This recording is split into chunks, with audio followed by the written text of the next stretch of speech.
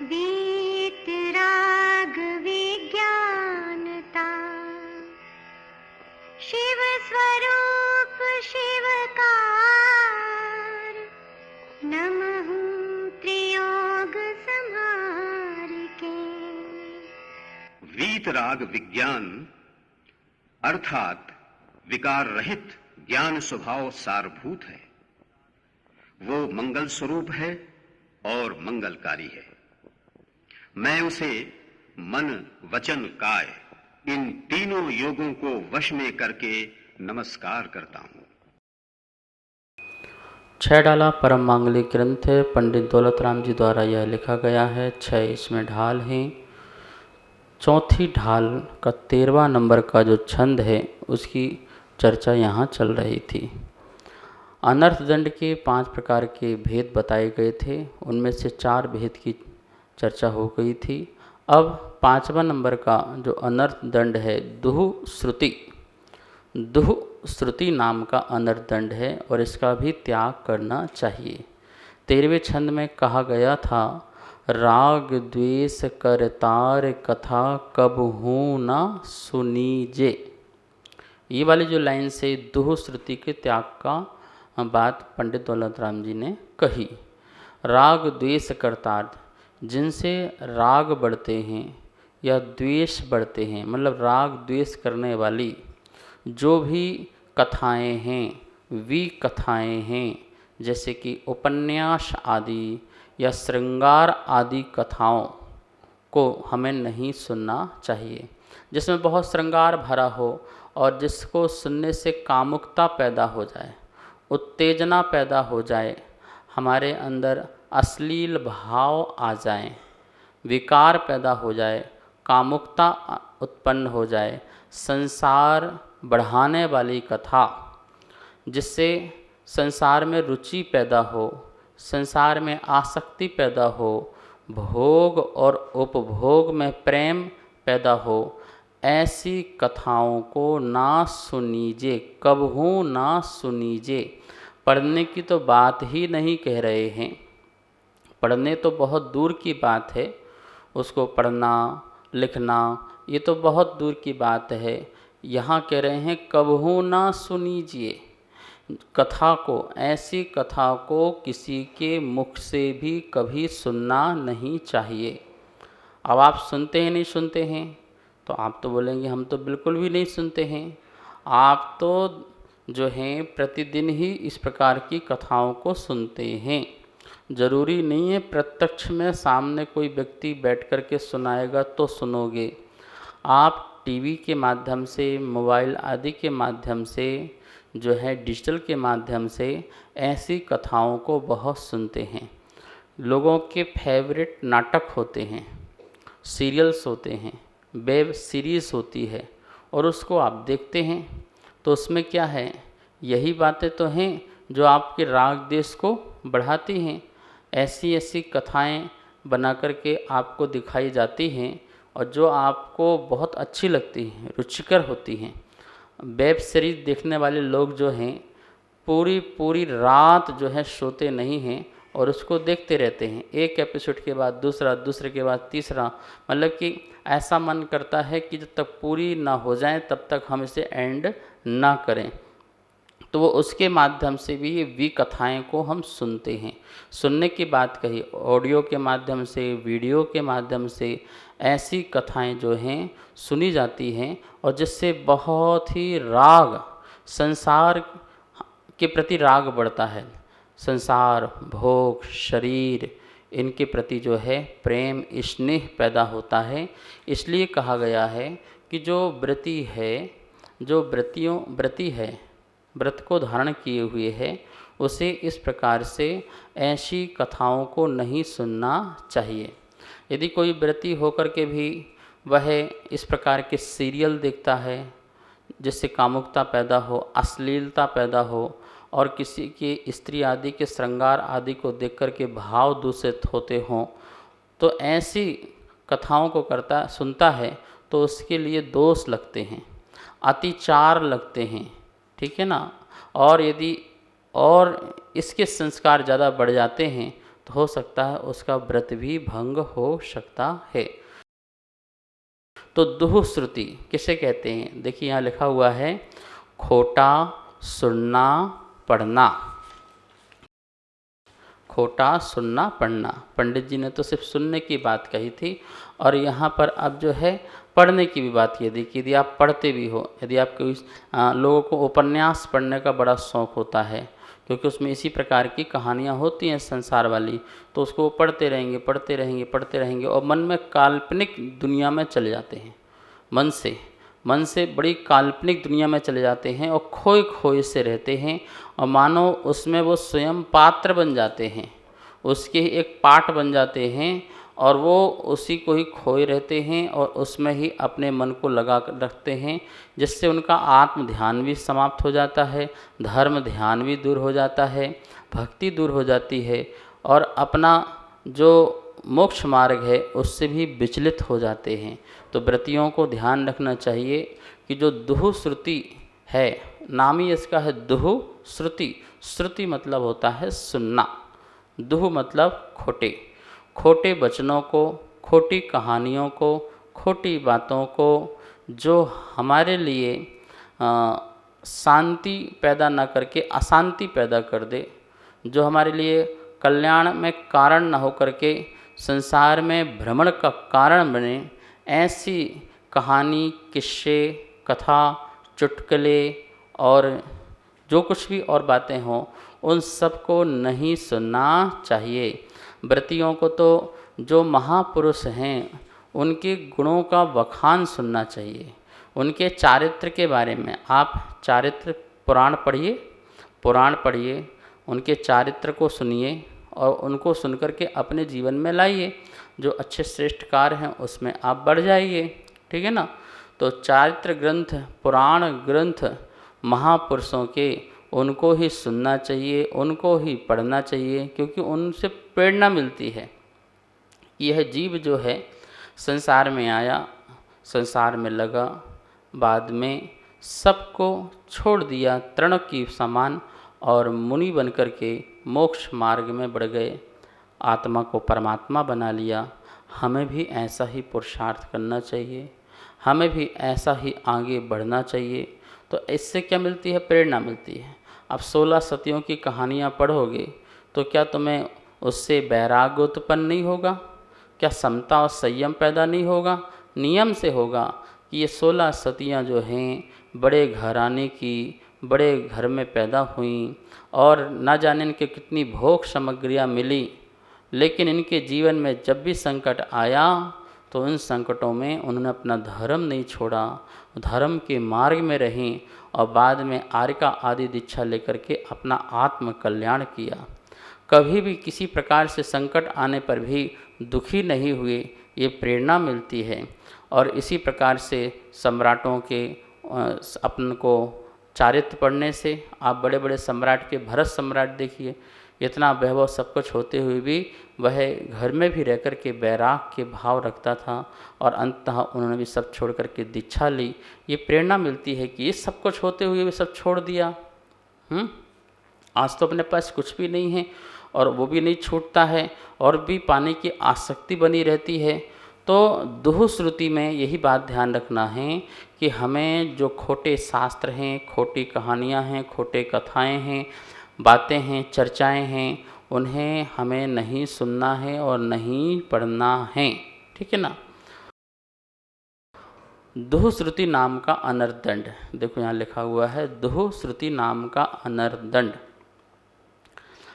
आरंभ, जो आरंभ को बढ़ाए, परिग्रह को बढ़ाए, मिथ्यात्व पैदा करे, राग द्वेष पैदा करे, अहंकार ममकार और काम के द्वारा जो हमें परिणामों को विकृत करे, चित्त को कलुषित करने वाली ऐसे पुस्तकों, साहित्य को सुनना पढ़ना, ये दुश्रुति है। क्या है ये दुश्रुति? इतनी सारी बातें लिखी हैं कि ऐसे साहित्य को पढ़ना जिससे आरंभ मतलब संसार में कुछ करने की इच्छा पैदा हो रही हो, परिग्रह को जोड़ने की इच्छा हो रही हो, जिससे हमारा श्रद्धा जो है वो भ्रमित हो रही है और मिथ्यात्व उत्पन्न हो रहा हो, दुनिया से हमें राग द्वेष जो है हो रहा हो, अहंकार और ममकार पैदा हो रहा हो कि देखो मैं ये हूँ और ये मेरा है, ऐसा भाव पैदा हो रहा हो, काम के द्वारा चित्त को कलुषित करने वाली ऐसे कथा किस्सा कहानी साहित्य आदि को नहीं पढ़ना नहीं सुनना चाहिए। और यदि पढ़ते हैं तो ये सब दुह श्रुति नाम का अनर्थ दंड है। ठीक है ना। तो आप लोग सत्य साहित्य को पढ़ें। देखिए आवृत्ति को तो अपन कुछ कह नहीं सकते हैं, आवृत्ति तो संसार शरीर भोग में लगा ही हुआ है, लेकिन जो व्रती हैं घर में रह के ही सन्यासी हैं उन्हें सावधान रहना चाहिए, क्योंकि उन्हें अभी आगे बढ़ना है, आगे शिक्षा व्रतों को भी ग्रहण करना है। शिक्षा व्रत जो उन्हें महाव्रत की शिक्षा देते हैं, महाव्रतों की अपनाने के भाव पैदा करते हैं। इसलिए जितना सावधानी बरतेंगे उतने ही हम आगे जाएंगे। आजकल व्रती अनुव्रतियों के पास से भी डिजिटल चीज़ें इतनी ज़्यादा हो गई हैं कि उन्हें धर्म करने में समय नहीं मिलता है, लेकिन ऐसे कार्यों में जिससे कि उनका खोटा मन खोटा भाव खोटा परिणाम होता है, वो इन चीज़ों को पा करके उसी में ही लगे रहते हैं। हर किसी के हाथ में मोबाइल आदि होता है, फेसबुक चलाते रहते हैं, व्हाट्सएप चलाते रहते हैं, फ़नी वीडियोस देखते रहते हैं, गेम भी खेलते रहते हैं। व्रती लोग टाइम पास करते हैं। बताइए प्रतिमा लेने के बाद कितना अनर्थ दंड काम करते हैं यदि व्रती गेम खेलता हो।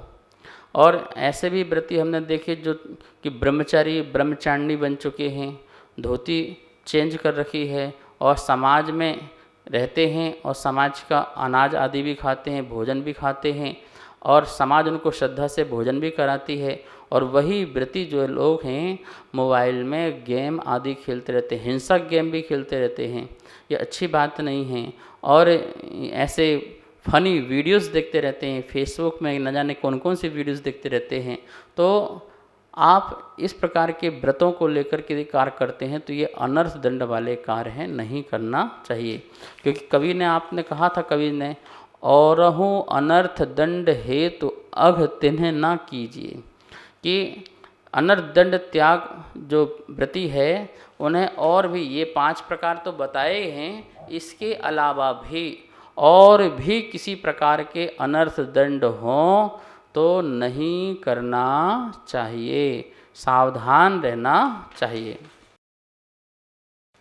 अब देखिए यहाँ लिखा हुआ है, क्या सुनना पढ़ना दुह श्रुति है। यहाँ लिखा है क्या सुनना पढ़ना दुह श्रुति है। जान लीजिए अच्छे से, खासकर व्रती लोग जिससे काम भोग आदि की वासनाएं जागृत हों उन्हें नहीं सुनना चाहिए और नहीं पढ़ना चाहिए।